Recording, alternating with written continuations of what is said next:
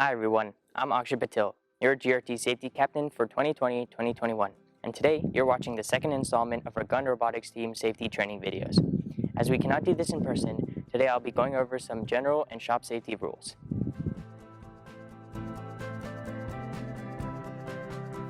To start off, let's talk about why our shop training and rules are super important. First of all, shop machines have the capability to cause serious damage, unless you always pay attention and know how to safely operate them. We don't want to damage the machinery, but more importantly, we do not want any of you to get injured. And we don't want a serious injury to affect the team's ability to work in the shop. Second, when you can properly operate the shop equipment, you'll be able to make better parts for robots. When everyone is safe, it creates a fun and educational environment, which is exactly what we want at GRT. Anyone who machines or works in the shop must first pass the appropriate safety tests. These tests will demonstrate that you understand both general shop rules and rules for proper operation of the equipment. By passing the tests, you become GRT shop certified and are allowed to operate the machinery you were tested for. A really important part of working in the machine shop is making sure you're shop safe. To be shop safe, you need to follow our dress code. Whenever preparing to enter the shop, check yourself and make sure you are following these 5 GRT shop basics. Have safety glasses on, long hair is tied up into a bun, closed-toed shoes, covered shoulders, midriff, and back, no dangling objects such as hoodie strings or jewelry, short sleeves or sleeves rolled up firmly, and finally, long pants or shorts that cover your knees. Before you work in the shop, there must be a supervising mentor in the shop area, and the mentor must know that you will be machining. The 3 supervising mentors are Miss Granlund, Seth, and Charlie.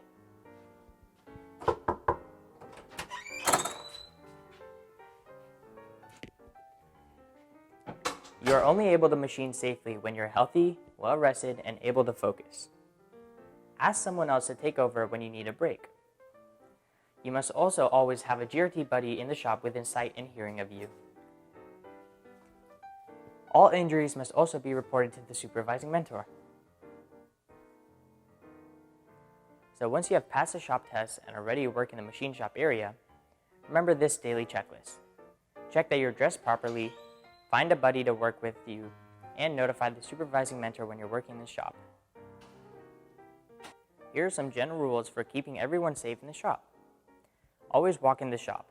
There is no running or horseplay. Keep the shop noise level low enough so that people can hear the machines operating. Being able to hear and listen to the machines is a part of proper operation.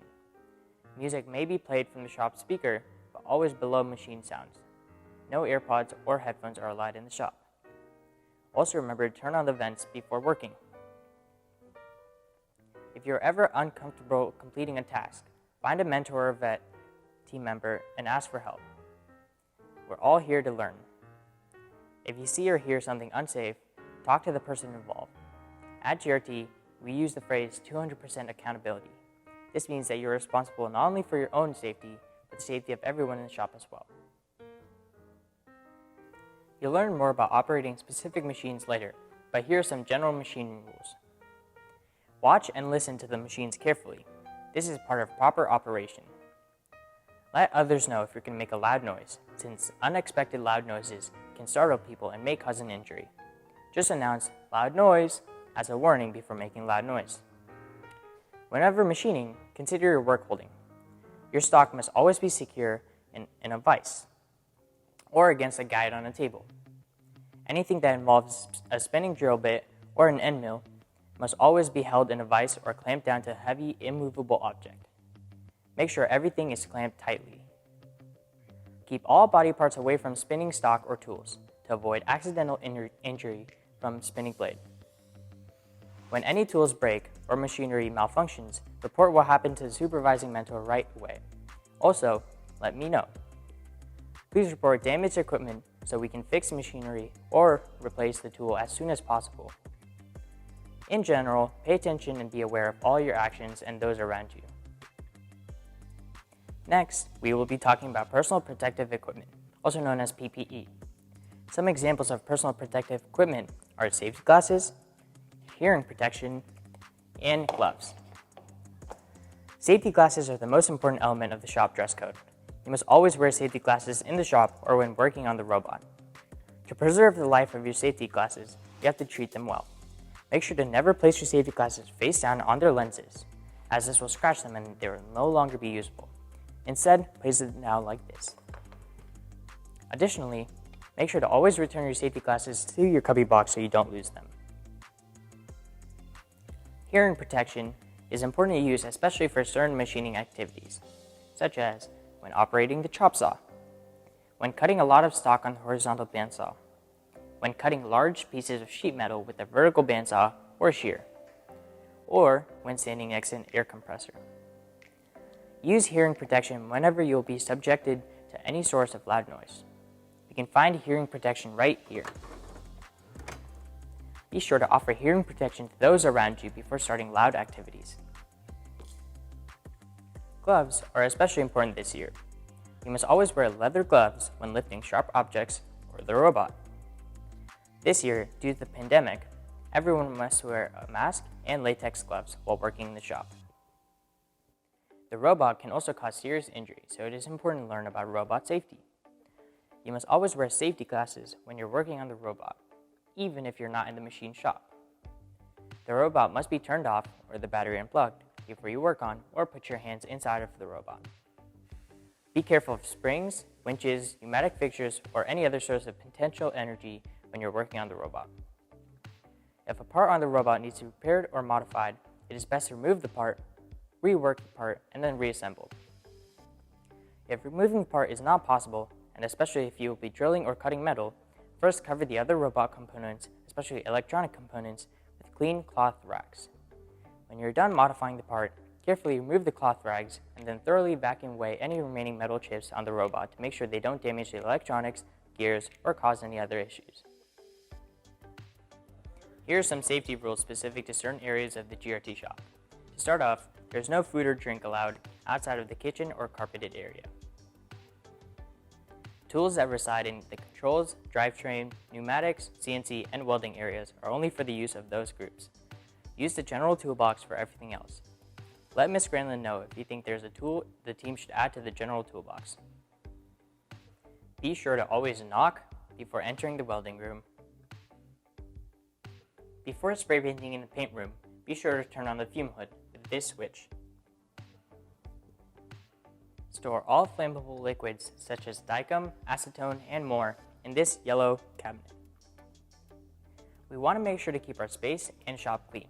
When you're done with the machining or assembly task, clean up your own work area and put away any tools used. In addition, a general cleanup will be called 15 minutes before the end of each shop time. Here is the cleanup process. First, put away any tools in their designated spot. Don't leave out tools for the next time. Next, put away any extra stock in the cat closet or the appropriate scrap bin. If the extra stock is too small to reuse, toss it in the appropriate recycling bin. Then, use a vacuum to clean up your work area. Next, use a broom and a brush to brush away any metal chips on the floor. Large chips and scraps should be picked up and thrown into the appropriate recycling bin. Do not vacuum up big chips. This clogs the vacuum hose. When you're done, recoil the hose neatly. There are many benefits to having a clean shop. Having a clean shop makes it very easy to locate things, and it is very time-saving. It is also safer to walk around in a clean shop. Tools are also not damaged and therefore remain more accurate. There's more space to work and everything is more organized, resulting in higher productivity. The last thing we're going to talk about today is fire safety. There are a total of 9 fire extinguishers located around the GRT shop.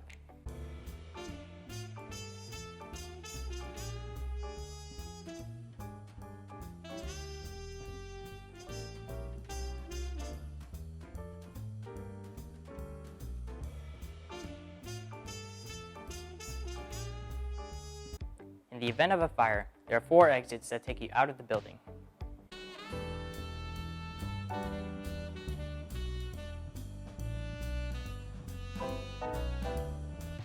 Note that the door in auto shop is locked and not an exit. That does it for our GRT shop safety video. I I hope this has given you all a better understanding of shop safety rules and your responsibilities. If you have any questions about any of our videos, please ask them during class so everyone can learn the answers. Slides that go along with this video will be posted on Schoology. Stay safe everyone, and I hope to see you all working here soon.